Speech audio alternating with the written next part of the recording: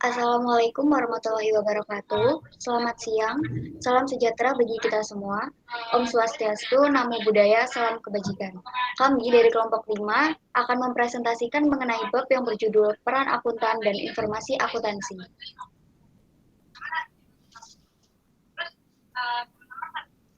Yang disusun oleh Chandrawati Dasuba dengan NPM 249, Muhammad Afif Kamdi NPM 250, Frisca Putri Susanto NPM 251, Galuh Chandra Mustika Dewi NPM 252, Revi Arjana Putri NPM 253, Anggita Faradila NPM 254, Rindi Mailita Hapsari NPM 255, Bella Francisca NPM 256, Daniel Ramadan NPM 257.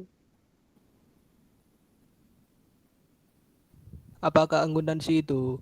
Akuntansi atau accounting adalah sistem menyeluruh untuk menjelaskan, mengumpulkan, menganalisis, dan mengomunikasikan informasi keuangan kepada dan pemilik dan karyawan perusahaan, kepada publik dan ke berbagai badan pemerintah atau pengawas. Untuk melakukan beragam fungsi ini, akuntan melakukan pencatatan atas pajak yang dibayarkan, laba yang diterima, dan beban yang dikeluarkan, yang seluruhnya merupakan proses yang disebut dengan pembukuan atau bookkeeping. Dan proses ini menilai efek dari berbagai transaksi tersebut terhadap kegiatan bisnis. Dengan menyaring dan menganalisis transaksi-transaksi tersebut, akuntan dapat menilai sebaik apa suatu bisnis dikelola dan seberapa baik kekuatan finansialnya. Karena bisnis terlibat dalam ribuan transaksi, memastikan informasi yang konsisten dan bisa diandalkan merupakan suatu kewajiban. Inilah tugas yang dilakukan oleh sistem informasi.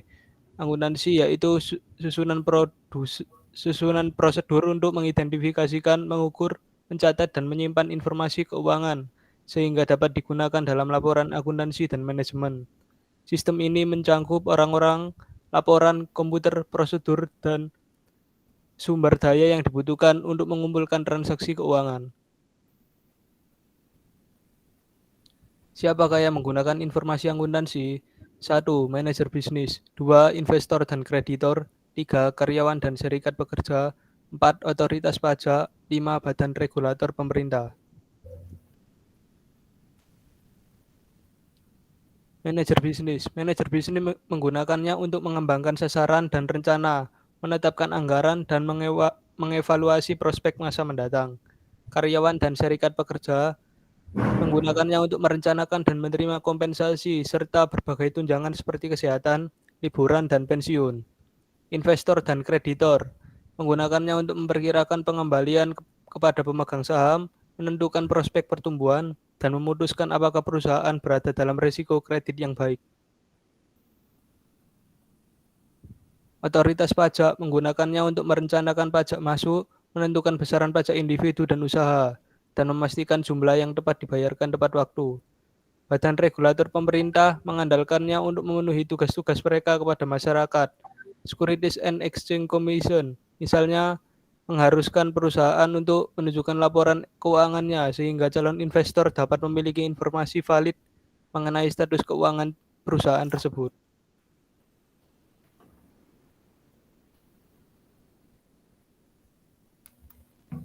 Siapakah akuntan dan apa yang mereka lakukan? Pengertian akuntan. Akuntan adalah sebutan dan gelar profesional yang diberikan kepada seorang sarjana yang telah menempuh pendidikan di Fakultas Ekonomi, jurusan akuntansi pada suatu universitas atau perguruan tinggi dan telah lulus pendidikan profesi akuntansi. Apa aja yang akan kita bahas? Yang pertama, bidang akuntansi. Bidang akuntansi ini dibagi menjadi dua. Yang pertama, akuntansi keuangan. Yang kedua, ada akuntansi manajerial. Lalu, kita akan juga membahas fungsi dan kegiatan. Fungsi kegiatan ini ada 4. Yang pertama ada akuntan publik. Yang kedua ada akuntan swasta. Yang ketiga ada akuntan manajemen. Yang keempat ada akuntan forensik. Yang pertama, bidang akuntansi. A. Akuntansi keuangan. Bidang akuntansi yang berhubungan dengan pengguna eksternal, contohnya kayak kelompok konsumen, serikat pekerja, pemegang saham, pemasok, kreditor, dan badan pemerintah, atas informasi keuangan suatu perusahaan. Sistem ini membuat laporan seperti laporan laba rugi dan neraca yang berfokus pada kegiatan perusahaan secara keseluruhan departemen atau divisi.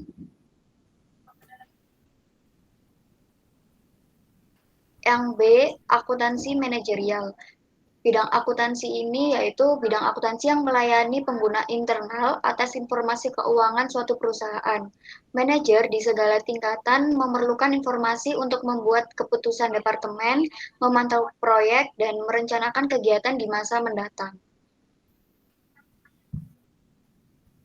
Yang kedua yaitu ada fungsi kegiatan. Yang A, akuntan publik. Akuntan publik ini dibagi menjadi dua. Yang pertama, akuntan publik tersertifikasi. Akuntan publik tersertifikasi adalah profesi yang memberikan jasa sebagai profesional yang telah memiliki izin dari negara untuk melakukan praktik sebagai akuntan swasta yang bekerja secara independen. Tugas akuntan publik meliputi analisis laporan keuangan, audit laporan keuangan, audit pajak, dan sebagainya. Tiap akuntan publik wajib menjadi anggota IAPAI atau Institut Akuntan Publik Indonesia, asosiasi profesi yang diakui oleh pemerintah. Yang kedua ada akuntan publik non-sertifikasi. Akuntan publik non-sertifikasi adalah profesi akuntan yang belum mendapatkan izin dari negara untuk melakukan praktik sebagai akuntan swasta yang bekerja secara independen. Hal ini biasanya disebabkan karena banyak akuntan yang memilih untuk CPA atau bekerja dalam bidang masing-masing sambil mempersiapkan diri menghadapi ujian CPA atau sembari menunggu hingga persyaratan sertifikasi terpenuhi. Yang B yaitu ada akuntan swasta. Akuntan swasta adalah akuntan yang dipekerjakan oleh perusahaan untuk mengerjakan kegiatan keuangan harian. Dia biasanya bekerja di perusahaan-perusahaan swasta sebagai penasihat atau pembantu tugas-tugas pemilik atau pemimpin perusahaan yang bersangkutan. Tugas akuntan swasta adalah mengatur pencatatan, membuat laporan keuangan, dan membuat sistem akuntansi perusahaan dan pemeriksaan intern. Yang C itu ada akuntan manajemen. Akuntan manajemen yaitu akuntan swasta yang menyediakan jasa keuangan untuk membantu manajer dalam beragam kegiatan bisnis perusahaan. Contohnya seperti pemasaran, produksi, teknik, dan lain-lain.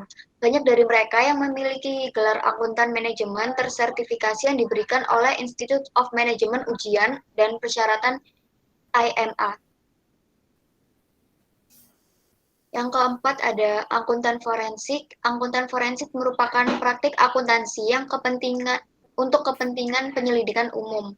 Akuntansi yang dapat bertahan dalam kancah perseteruan selama proses pengadilan atau dalam proses peninjauan judicial atau administratif dalam memadukan keterampilan penyelidikan dengan akuntansi, audit, dan layaknya anjing lacak, mereka membantu investigasi persoalan bisnis dan keuangan yang akan diadukan ke pengadilan. Akuntansi forensik juga membantu perusahaan bisnis dalam melacak dan mengembalikan aset yang hilang akibat penipuan atau penggelapan yang dilakukan oleh karyawan.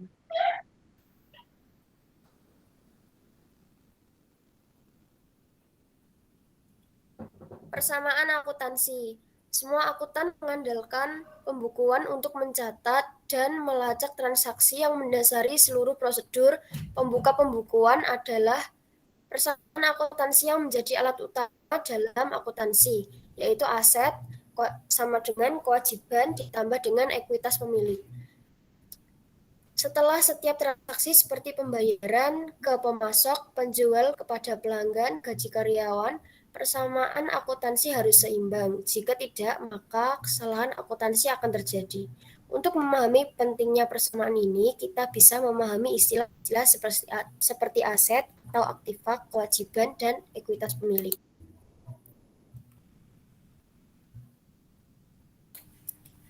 Aset dan kewajiban. Aset atau aktiva adalah sumber daya ekonomi yang diharapkan bermanfaat bagi perusahaan atau individu yang memilikinya. Aset untuk tujuan akuntansi bagi perusahaan mencakup tanah, bangunan, peralatan, persediaan, dan pembayaran ditangguhkan ke perusahaan atau piutang usaha. Kewajiban atau liabilitas merupakan utang yang ditanggung perusahaan ke pihak luar.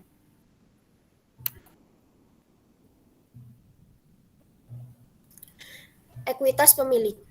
Anda mungkin pernah mendengar ekuitas yang dipunyai pemilik rumah, yaitu jumlah uang yang dapat diperoleh atau hilang dari menjual rumah dan membayar seluruh cicilan. Demikian pula ekuitas pemilik adalah jumlah uang yang akan diperoleh pemilik apabila mereka menjual seluruh aset perusahaan dan membayar seluruh kewajibannya. Kita melihat bahwa persamaan akuntansinya seimbang yang memang seharusnya demikian, yaitu aset sama dengan kewajiban ditambah dengan ekuitas pemilik. Kita dapat menuliskan kembali persamaan ini untuk menyoroti ekuitas pemilik terkait dengan aset dan kewajiban, yaitu aset dikurangi kewajiban sama dengan ekuitas pemilik. Istilah lain untuk ini adalah nilai kekayaan bersih dibanding selisih antara apa yang dimiliki perusahaan aset dikurangi hutang atau kewajiban, merupakan nilai kekayaan bersih atau ekuitas pemilik. Apabila perusahaan melebihi kewajibannya, ekuitas pemilik menjadi positif.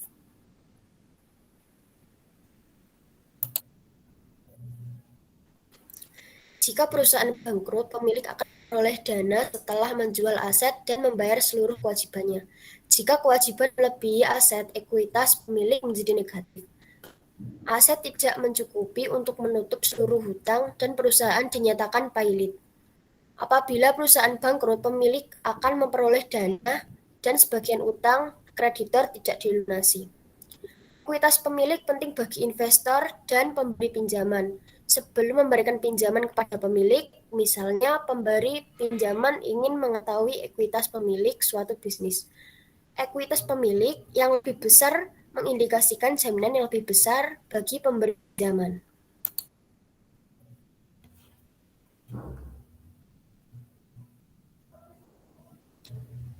Ekuitas pemilik terdiri dari dua sumber modal, yaitu yang pertama, jumlah yang awalnya diinvestasikan oleh pemilik, dan yang kedua, laba yang dihasilkan dan diinvestasikan kembali dalam perusahaan.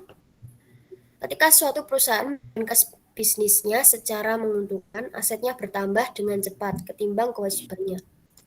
Dengan demikian, ekuitas pemilik akan bertambah apabila laba ditahan dalam bisnis ketimbang dibayarkan sebagai dividen para pemegang saham. Ekuitas pemilik juga bertambah apabila pemilik menginvestasikan lebih banyak lagi dan hanya untuk menambah aset. Akan tetapi, ekuitas pemilik dapat menyusut apabila perusahaan selalu merugi atau apabila pemilik menarik aset. Laporan keuangan. Akuntan merangkum hasil seluruh transaksi perusahaan dan menyusun laporan untuk membantu manajer dalam membentuk keputusan. Laporan yang paling penting adalah laporan keuangan, financial statement, yang dibagi lagi ke dalam 3 kategori besar, yaitu neraca, laporan laba rugi, dan laporan arus kas. Ketiga laporan ini mengindikasikan kesehatan keuangan suatu perusahaan dan apa saja yang memengaruhinya. Dalam bagian ini, kita akan membahas ketiga laporan keuangan tersebut, fungsi anggaran sebagai laporan keuangan internal.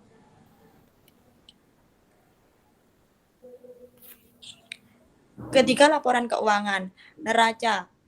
Neraca yaitu balance sheet, memberikan informasi rinci mengenai aspek-aspek dalam persamaan akuntansi, aset, kewajiban, dan ekuitas pemilik. Laporan laba rugi yaitu income statement, profit and loss statement, disebut demikian karena menggambarkan hasil pendapatan dan beban dalam bentuk angka yang menunjukkan kerugian atau keuntungan tahunan perusahaan. Laporan arus kas, statement of cash flows, yang menggambarkan penerimaan kas dan pembayaran kas tahunan, karena laporan ini menyediakan rincian menyeluruh mengenai bagaimana perusahaan menciptakan dan menggunakan kas.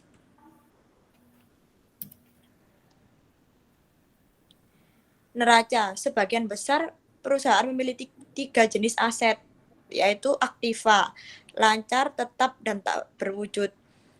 Yang pertama, aset lancar adalah current asset, mencakup kas dan aset-aset yang dapat dicairkan dalam kurun waktu setahun. Yang kedua, aset tetap, fixed asset, seperti tanah, bangunan, dan peralatan, memiliki kegunaan atau nilai jangka panjang. Aset tak berwujud, meskipun nilainya sulit ditentukan, aset ini memiliki nilai uang dalam bentuk manfaat yang diharapkan.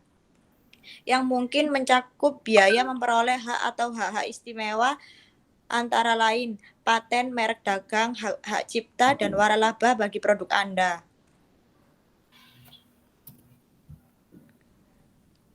Kewajiban seperti halnya aset. Kewajiban seringkali dipisahkan berdasarkan kategorinya.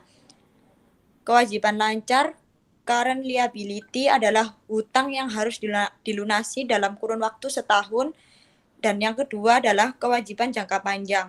Long term liability adalah hutang yang belum jatuh tempo hingga 1 tahun ke depan. Yang selanjutnya, ekuitas pemilik. Bagian terakhir dalam neraca yaitu ekuitas pemilik. Ekuitas adalah modal atau jumlah aset setelah dikurangi kewajiban, yang dibagi lagi menjadi modal disetor dan laba ditahan. Modal disetor, paid in capital, merupakan dana yang diinvestasikan oleh pemilik. Laba ditahan, retained earnings, adalah laba bersih yang disimpan perusahaan ketimbang dibayarkan sebagai pembayaran dividen kepada pemegang saham. Laba ditahan diakumulasikan ketika laba yang dapat dibagikan kepada pemenang saham disimpan untuk digunakan oleh perusahaan.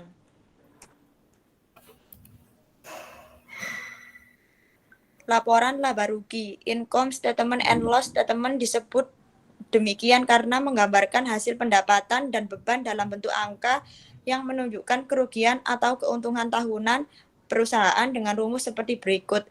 Laba atau rugi sama dengan pendapatan dikurangi beban.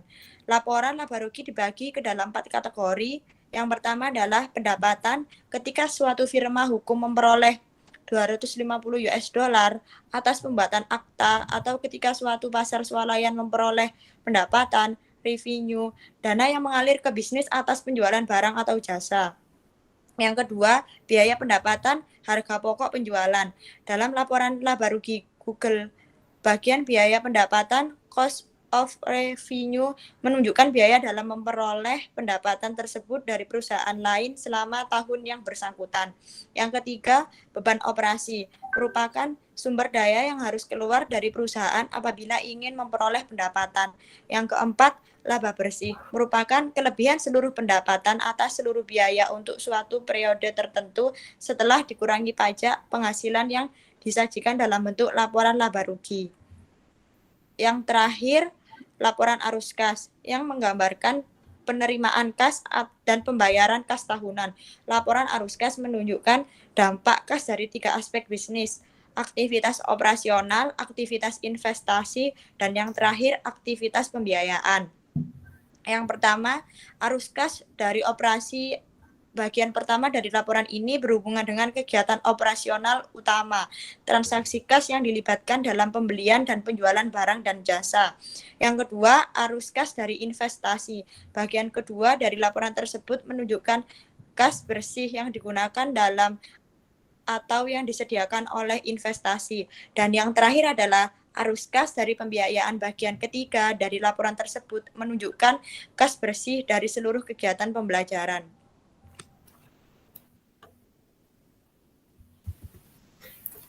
Standar dan praktik pelaporan. Akuntan mengikuti praktik dan prinsip pelaporan standar saat mempersiapkan laporan eksternal. Bahasa umum yang ditentukan oleh praktik-praktik standar dan dimuat dalam GAAP dirancang untuk memberikan kepercayaan kepada pengguna eksternal sehubungan dengan keakuratan dan makna dari informasi keuangan. GAAP mencakup beberapa persoalan, misalnya kapan waktunya untuk mengakui pendapatan dari operasi dan bagaimana mempublikasikan informasi kepada publik. Pengakuan pendapatan dan penetapan waktu aktivitas. Laporan arus kas masuk pendapatan dan penetapan waktu transaksi lain harus mematuhi prinsip-prinsip akuntansi yang memuat ketentuan mengenai laporan keuangan. Pengakuan pendapatan atau revenue recognition, misalnya pencatatan dan pelaporan pendapatan formal pada waktu yang tepat. Meskipun suatu perusahaan memperoleh pendapatan secara kontinu saat mencetak penjualan, laba tidak akan dilaporkan hingga siklus laba terpenuhi. Siklus ini terpenuhi melalui 2 kondisi. Yang pertama, penjualan telah selesai dan produk telah diantarkan. Yang kedua, harga jual telah ditagih atau dapat ditagih. Selesainya siklus laba menentukan pendapatan waktu pengakuan pendapatan dalam laporan keuangan perusahaan. Pengungkapan penuh. Untuk membantu pengguna dalam memahami angka-angka laporan keuangan perusahaan, GAAP mengharuskan laporan keuangan untuk memasukkan interpretasi dan penjelasan dari manajer mengenai angka-angka tersebut. Hal ini disebut dengan pengungkapan penuh atau full disclosure. Karena para manajer mengetahui berbagai peristiwa yang terjadi di perusahaan, manajer membuat informasi tambahan untuk menjelaskan kejadian pada transaksi tertentu atau membeberkan situasi di balik transaksi tertentu.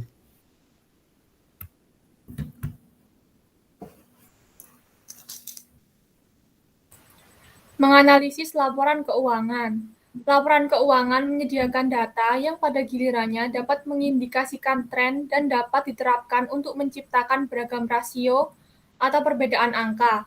Kita kemudian dapat menggunakan tren dan rasio tersebut untuk menilai kesehatan keuangan perusahaan, kemajuannya, dan prospek masa depannya.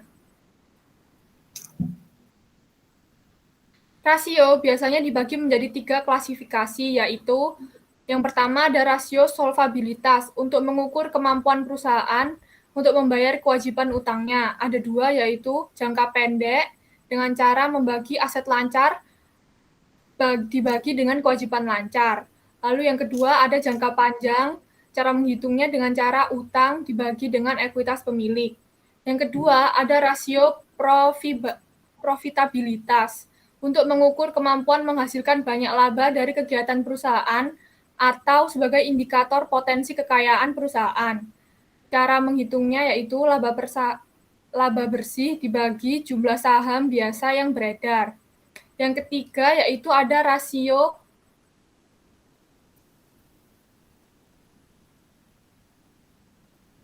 hutang jangka pendek, hitung hutang jangka pendek perusahaan.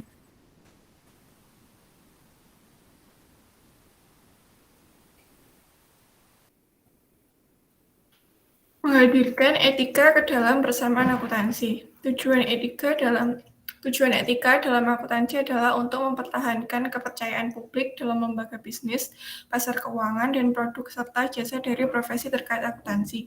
Tanpa adanya etika, seluruh perangkat dan metode akuntansi tidak akan berarti karena kegunaan mereka pada akhirnya bergantung pada kejujuran penerapan ilmu akuntansi. Mengapa perlu ada etika akuntansi? Selain peluang dan hasil positif yang dihasilkan dari dunia bisnis, perilaku tidak benar pun bisa terjadi. Di tengah banyaknya laporan publik mengenai tindakan amoral, etika masih menjadi bidang di mana seseorang bersedia untuk melakukan hal yang benar, bisa membuat suatu perubahan dan orang-orang melakukannya setiap harinya. Contohnya, peran etika dalam skandal terkemuka satu dasawarsa yang lalu masih memberikan contoh klasik. Karena enggan mengabaikan akuntansi yang tak etis di Enron, perusahaan energi yang sekarang sudah failit, Lynn Brewer berupaya memperingatkan orang-orang di Enron mengenai kesalahan pelaporan aset-aset perusahaan.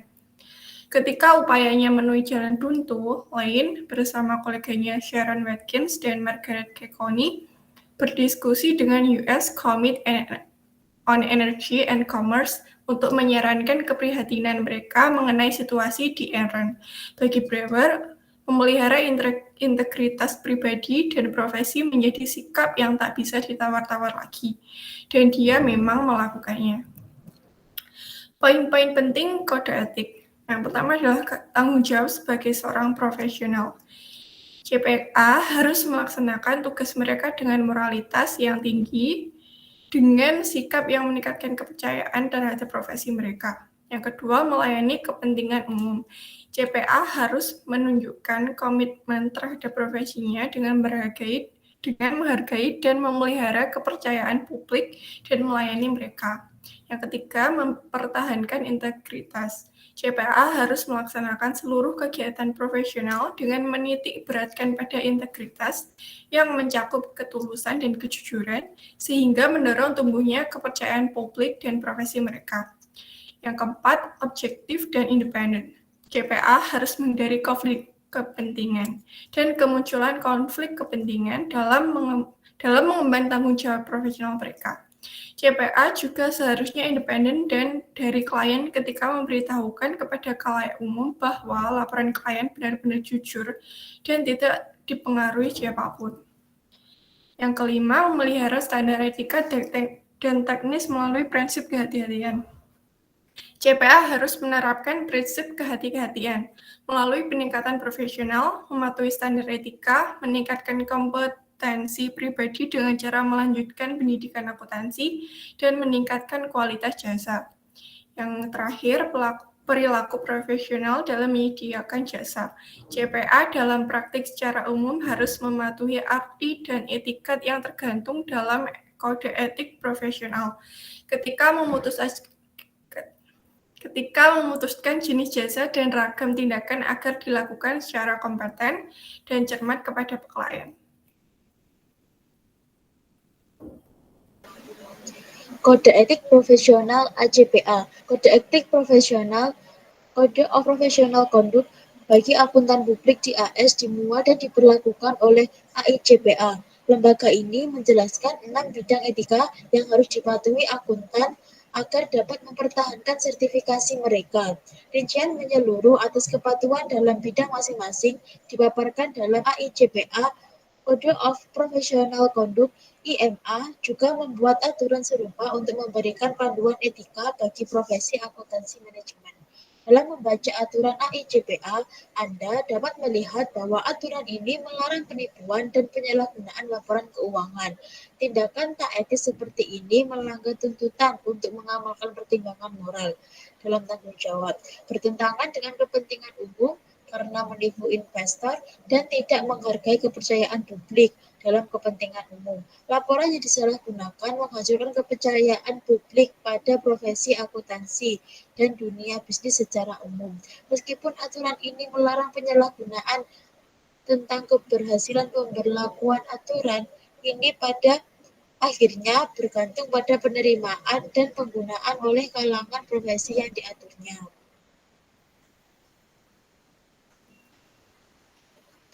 Pelanggaran atas etika akuntansi dan GAAP.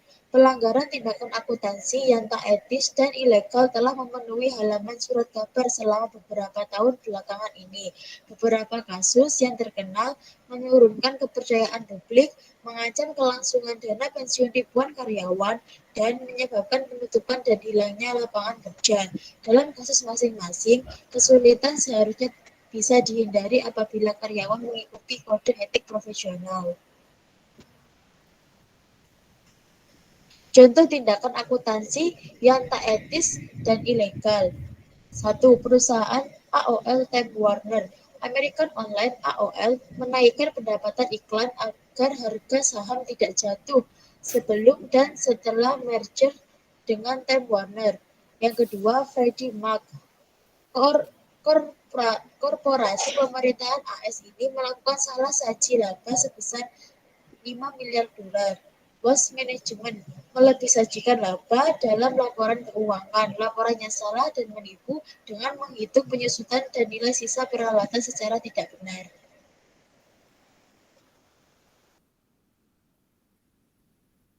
Akuntansi Internasional. International Accounting Standard Board merupakan badan independen nirlaba yang bertanggung jawab atas penciptaan standar akuntansi global dan menghimpun dukungan dan kerjasama dari berbagai organisasi akuntansi dunia dalam memberlakukan standar tersebut. International Accounting Standard Board atau bisa disebut Badan Standar Akuntansi Nasional berdiri sejak tahun 2001 dan bermarkas di London, Inggris dengan 15 anggota dari berbagai negara. Mengapa harus satu standar praktik global? Penggunaan akuntansi yang berbeda-beda dapat menghasilkan tafsiran yang jauh berbeda terhadap kesehatan suatu finansial perusahaan. Laporan laba rugi neraca dan laporan arus kas berdasarkan GAAP lokal dan standar IASB, misalnya, dapat memuat informasi yang saling bertentangan serta inkonsistensi yang menyebabkan kebingungan dan kesalahpahaman bagi investor. Mengenai hal ini, Sir David menekankan bahwa perusahaan yang menggunakan standar IASB dapat mencatat 2 kali lipat dari pencatatan standar GAAP.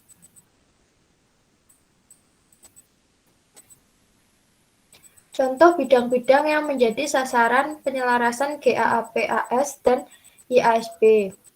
1. Dalam menilai aset yang dilaporkan dalam neraca, GAAP versi AS memungkinkan suatu aset diturunkan nilainya apabila atas alasan tertentu nilainya memang berkurang. Sebaliknya, standar IASB memungkinkan perubahan demikian karena mencerminkan kenaikan nilai pasar, sehingga nilai aset perusahaan yang dilaporkan bisa berbeda bergantung pada sistem akuntansi yang dianut.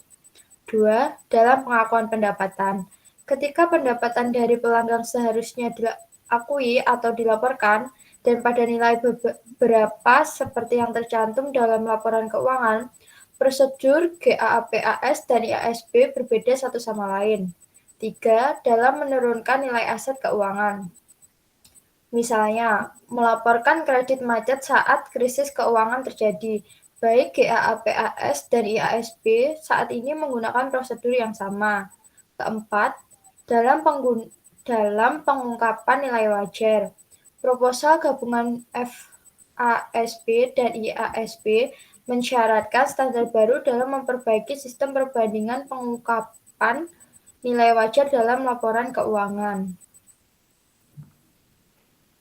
Rentang waktu implementasi. SEC AS telah menetapkan tahun 2015 sebagai tahun paling awal yang mengharuskan perusahaan-perusahaan AS menggunakan prosedur IASB dalam pelaporan keuangan. Namun, untuk memenuhi target 2015 ini, IASB pertama-tama harus menunjukkan bahwa standar miliknya telah dikembangkan secara cermat agar dapat digunakan dalam sistem laporan keuangan di AS. Sekian presentasi dari kelompok 5. Jika ada kurang dan lebihnya kami mohon maaf. Wassalamualaikum warahmatullahi wabarakatuh.